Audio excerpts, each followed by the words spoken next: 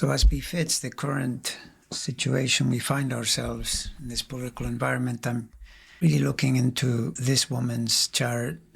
She, the one that was effectively pimping for this dude. And unfortunately, there is a chart for this guy, 3:15 a.m. with an unverified source, which therefore is classified as dirty data in the Astro Databank database. And so here it's shown for noon, the moon position, and then the moon range, and without an ascendant. Hers is known, though. Hers is an actual verified time in France.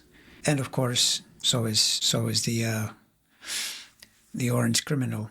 And so that's the triangle, Trump, Maxwell, and Epstein. Now, it seems pretty clear to me and to most people that this effort to talk with her must have something to do with getting her to say that he didn't know anything, or that maybe even more preposterous, that perhaps he was trying to stop them from sex trafficking. You know, he was being the good guy. He's a very ethical, very law-abiding citizen of the United States. Yes, that almost certainly happened. And so the idea is, well, this is what we're trying to do. How would this even work? Because there are speculations that she would be brought before Congress. In fact, I believe she's already been subpoenaed. Of course, if you go before Congress, then you're being asked questions. And I could see how that would turn into a rather complicated situation pretty quickly. Let's not forget that she was convicted of sex trafficking, and she was also charged with perjury, although I don't know if that charge stuck, but it's pretty clear from the record that she was lying through her teeth. Very disingenuous. So she's established herself as a liar, and you put her in front of a panel of reasonably awake politicians, and although you may not like any of them, can assure you they're awake enough to ask some pretty sharp questions, particularly from the Democratic side. And so that seems to me to be a very risky scenario. And you need only take a look at Saturn, where it is for her in early Aries now, but due to return in this direction back into Pisces. So it's squaring this zone really hard in here, the Mars and the Venus, which coincidentally, in broad terms, describe the nature of sex trafficking, in broad terms being the two planets of the male-female energies. Although that, of course, is not going to be anywhere near enough. You need other complicating factors, like, for example, she's born with the black moon next to Pluto square the ascendant. I mean, if that doesn't tell you everything you need to know about really dirty behavior, really shameful, behind-the-scenes, dark stuff, it's clear as a bell. But that becomes a tangent for now. The point being that Saturn and Neptune, actually, the conjunction of these two planets squaring Mars right now and not leaving anytime soon, because Saturn's coming back in here. Then, as of the end of the year, stations pretty much directly square this Venus, not good news. Then it goes forward into Aries. Neptune, because it's so much slower moving, trails slowly. But Saturn is going to be running through these planets in 2026. I mean, this is not a good situation. And I say this from the vantage point of putting her in any kind of public forum. I would say that would be very bad for her, and probably for the guy that is trying to gain advantage. In other words, what he probably wants is a statement. That's as far as it would go, something saying he didn't do anything, and then he'll say, look, see, she exonerated me, one of his favorite words.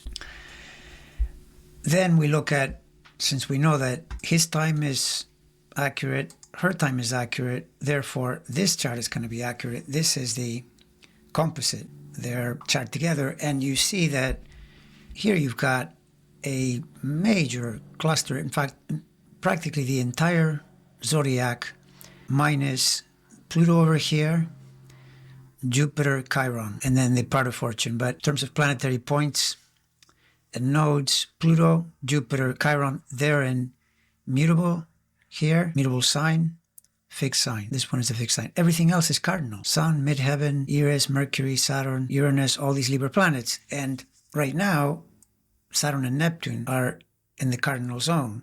in their cycles. And Saturn doesn't get out of the cardinal zone, except for the fact that it will go back in here for a few months prior to the spring of 26. But even that doesn't help, because then it's conjoining the composite sun. So Saturn is pressurizing this composite chart until 2028. There's no getting out of it, because it'll be making contact, the sun there, prior to next year. Then it goes through the midheaven axis, Eris, Mercury, down here the Venus, the Moon. I mean, it's constant and square in this direction as well. So constant pressure. Typically, you get a scenario like this, you're not going to get good outcomes. You would say something like, you have a relationship chart, and if you hear things aren't going well, things need to improve, you're probably saying, well, at best you're working through it when Saturn is going through there. But if you're expecting great things to happen with Saturn transiting through here, they probably won't. And this is under the best conditions. When we're talking about pedophilia and sex trafficking and prison terms and all of that, even worse, because now you're talking about the accountability of Saturn.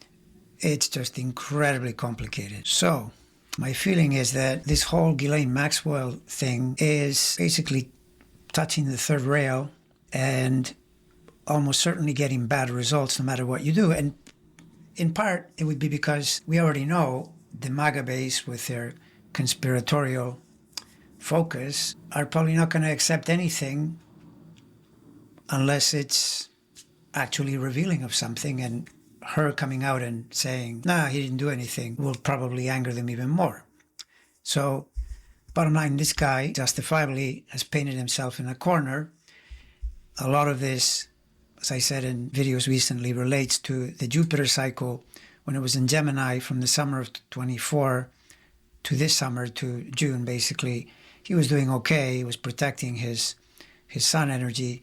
In here, it's much, much worse, particularly because the topic is exactly that. This is the hidden sign, the 12th, where all the dirty deeds happen. So things get worse. Plus, his approach with Jupiter triggering his planets is to do what he always does, is to exaggerate, to behave in overconfident ways, and almost certainly complicate matters even more. And then, of course, we have to add the Eris position, which is parked here like almost forever, for the next decade, hitting at this Venus in here. And this has now been awakened, and I don't think it goes away. I think this continues to function in this way.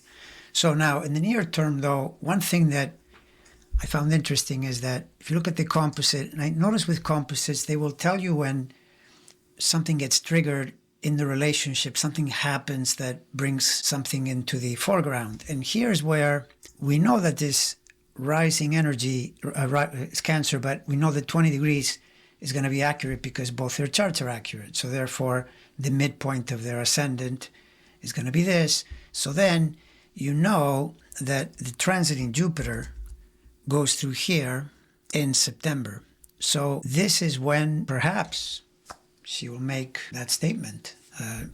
20 degrees would be, I would say, mid-September, because if I check my trusty ephemeris in September, I see 20 degrees would be, yes, mid-September, which actually fits remarkably well with the current scenario, since right now all the Republican House representatives have run away because they're obviously too scared to deal with the topic, bring the vote to the floor and all that. Mike Johnson said, go home, don't even think about it.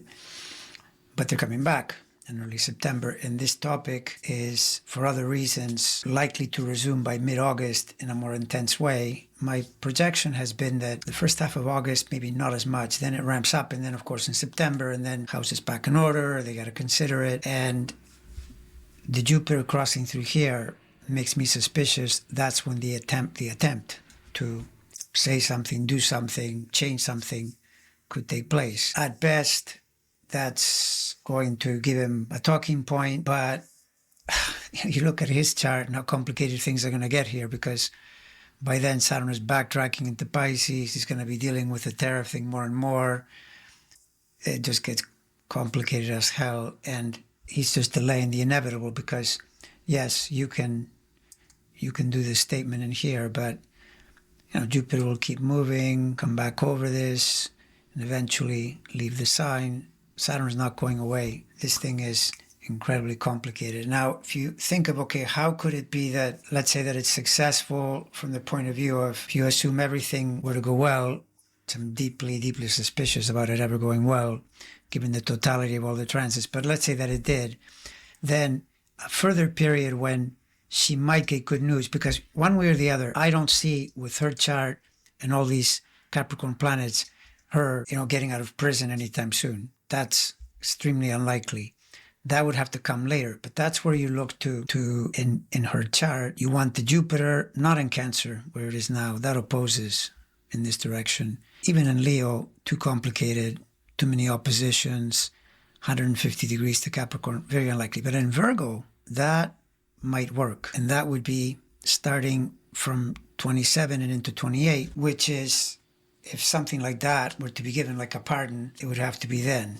But that is a whole lot of projection for which a whole lot of things would have to go extremely well, such as, for example, the Orange Man even being around at the time to be able to do it, which is by no means certain given the health status of this chart, which is extremely complicated. So anyways, I'll stop there. So much astrology swirling around. It's probably already complicated enough for you to keep track. But I'll just end by saying that bottom line in all this is, I think this thing is much more likely to blow up in his face than to actually help him out.